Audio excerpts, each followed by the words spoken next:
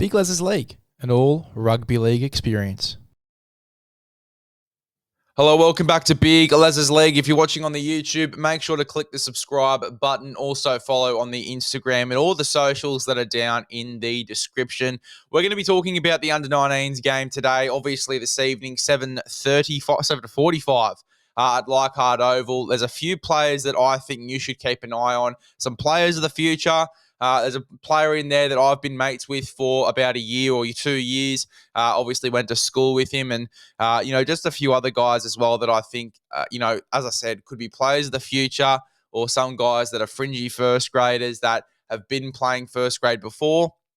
There are a few of them here. Obviously, a few changes as well to these lineups. Blake Steep, who a lot of players were talking about, a lot of people were talking about going into this game. He's out, unfortunately, due to him playing first grade. Had to pick between one and the other. I saw him get named for first grade and go, fuck, he's going to be pulled out here for sure. He's going to either be pulled out of the under-19s game or he's going to be pulled out of first grade for another forward. It looks like he's been pulled out of this under-19s game. Cody Hopwood comes in. Not Hopgood, but Hopwood comes into the fray here, obviously with Blake Steep playing at first grade this weekend. But there's still plenty of players here to watch. Let's go through them. We'll start off with New South Wales. The obvious one that would stand out to a lot of people, they would have seen him obviously in first grade before. It is Chevy Stewart. Chevy Stewart there in the number one. Absolute freak, can play fullback or in the centres. Obviously at the Canberra Raiders at the moment and doing some great things in the lower grades. Quite a young guy as well that's just put some real size on over the past year or so. But he's an absolute freak. What you saw from him, the little lapses in first grade, watch him in this game. He's going to definitely be one of the standouts in this one. I believe played in the under-19s game last year as well. So getting another crack at it this year with a few other young guys, young talented players who I think, as I said, could be the future in our game. But Chevy Stewart is definitely in that class. He's an absolute freak. He's going to be roaming both sides of the park. His pace is so good. And obviously, you would have seen those glimpses of some greatness too when he was in that first grade side for the Canberra Raiders. Going into the next guys, they're both brothers, Casey and Jesse McLean. Obviously, Jesse's made his debut for the Panthers and he's played a few games since then as well. Obviously, the most recent one had some big moments, scored a massive try for the Panthers down that left-hand side. I imagine himself and Casey will both be situated on that left-hand side together, and that is going to be a deadly combo. Two brothers playing together. It is going to be absolutely unreal. Can't wait to see it. But both of these guys, very talented. Casey, great ball skills there in the centres. Also quite a strong centre as well. With Jesse obviously having a lot of X factor. Bit of strength in him as well at the line, but just a lot of X factor. Great footwork. We've seen that from him, a bit of pace as well on the edge there. These guys are going to be absolute freaks. The next one to watch is the halfback, currently at the Bulldogs, I believe, Mitch Woods. Very highly touted. His kicking game is outstanding. Definitely one to keep an eye on there, and obviously looks to be the future of the Bulldogs over the next 3 to 5 years. Potentially after Sexton, you could see this guy come in and really give Sexton a run for his money in terms of pushing for that 7 spot. But he looks to be the future after Toby Sexton. In that number 7 jersey, and you will see why in this game. He is very highly touted. Was scouted as well by the AFL, I believe. I'm not sure as to what team, but I know that there was some interest there from AFL before he obviously went and signed with the Bulldogs. That signing, I think, only happened at the start of the year. I remember seeing it at the start of the year. Very highly touted player, and he's been playing some great footy too for the Bulldogs in the lower grades. So cannot wait to see how he goes here. As I said, kicking game is absolutely outstanding. Another guy to keep your eye on in this game is Matt Arthur. Brother of Jake Arthur, son of Brad Arthur. We thought that Jake Arthur was going to be the prodigy here. Matt Arthur is an absolute weapon, and you would have seen a little bit of spark from him in the trials for Parramatta. He is an absolute freak. He's got great ball playing. Obviously, is great out of dummy half as well. A lot of spark out of there. But his best work is done in defence. Great defender as well.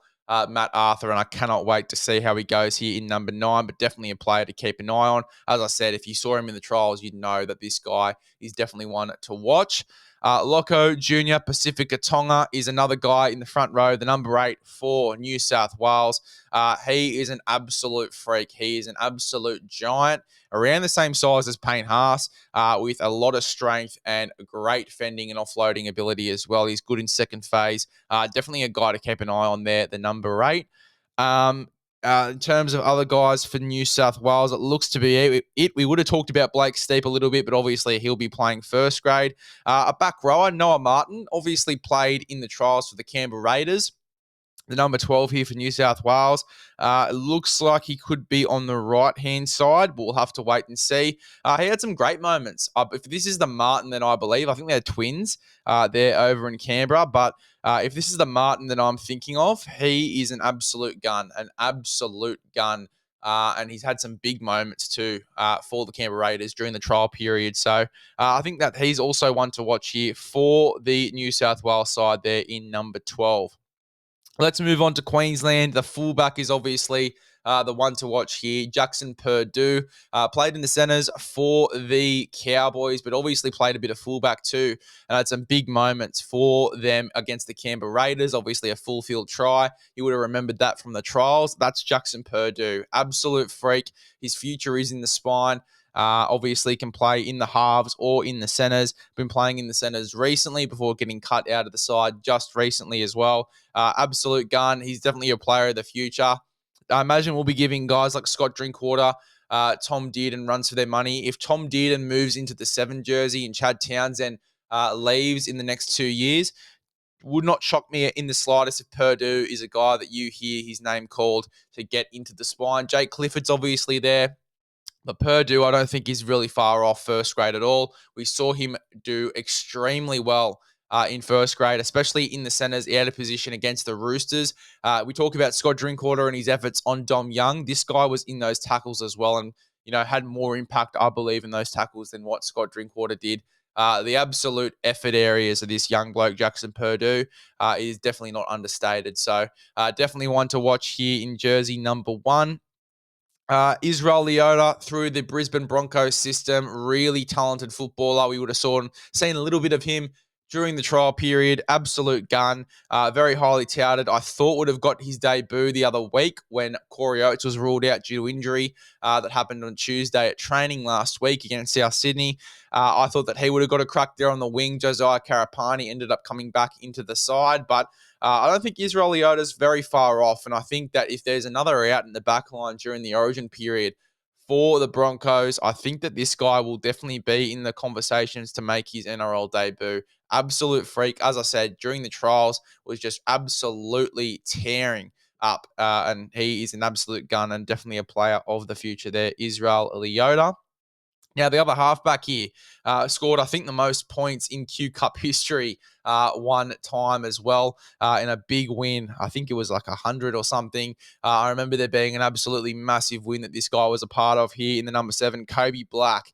Absolute gun. Obviously, great kicking game as well. They talked about it on the Rugby League Guru podcast. Make sure to go back and listen to that one because they know a lot more about these young blokes than I do. But this guy, his kicking game and just, how good he is for his age, you definitely need to watch this guy, the number 7 for Queensland, Kobe Black. He's going to be creating opportunities left, right and centre. His kicking game, as we said, is outstanding. And I think this halfback battle is probably going to be one of the better battles we see on the night. But definitely go ahead and have a listen to that Rugby League Guru podcast with the short ball. They go through these guys in depth. Short ball, I've done a few podcasts with him when I started my podcast. We definitely did a few podcasts together, and he since then has become very in tune with the lower grades and he's very good in that area. So I'll leave the link in the description to that podcast, but it is absolutely unbelievable. And as I said, they definitely know a lot more about these young blokes than I do, but Kobe Black, absolutely a freak and a player of the future there in the Brisbane Broncos system, I believe, as well. So they're definitely breeding some great players there. You talk about the future after Adam Reynolds. I think this guy will be it. Kobe Black, the number 7. Next, Dila Selva'a, obviously a mate of mine. We went to Marcelin together. We won a comp together for Marcelin in the A grade side. Obviously came over from Queensland. He's probably the biggest human you've ever seen. Whenever he shook your hand, you felt like he was going to swallow it with his hand. But he's an absolute weapon.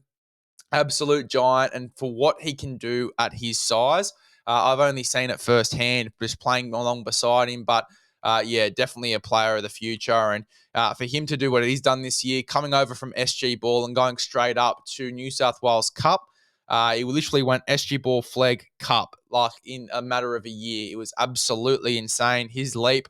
But he obviously has been tearing up in New South Wales Cup. He's played a few games off the bench and is really impressed. Nearly got a crack in first grade. Blake Steep obviously just got the debut before him. Blake Steep, we were going to talk about him if he was still playing in this game. An absolute player of the future there in the lock forward jersey for New South Wales. But De La Salle in that Roosters system as well. He very nearly got his opportunity. And I imagine in game 3 for our origin, for the first grade origin, I do think that he'll make his debut for the Roosters. I think when Spencer Leniu hops out again, when Collins hops out again, all of these guys come out of the forward pack. I think that he'll be a guy that comes in jersey 17 and makes his NRL debut, and you'll be very shocked as to how good this guy is. Now, you probably recognize the last name Va'a. Obviously, he has an older brother, Xavier Va'a, who's had some injuries this season. It's probably the reason why he's not in this side. I don't know how actually much older Xavier is to De La Salle, but yeah, Xavier Va'a is an absolute freak as well, both in the Roosters system at the moment, not very far off first grade, either of them.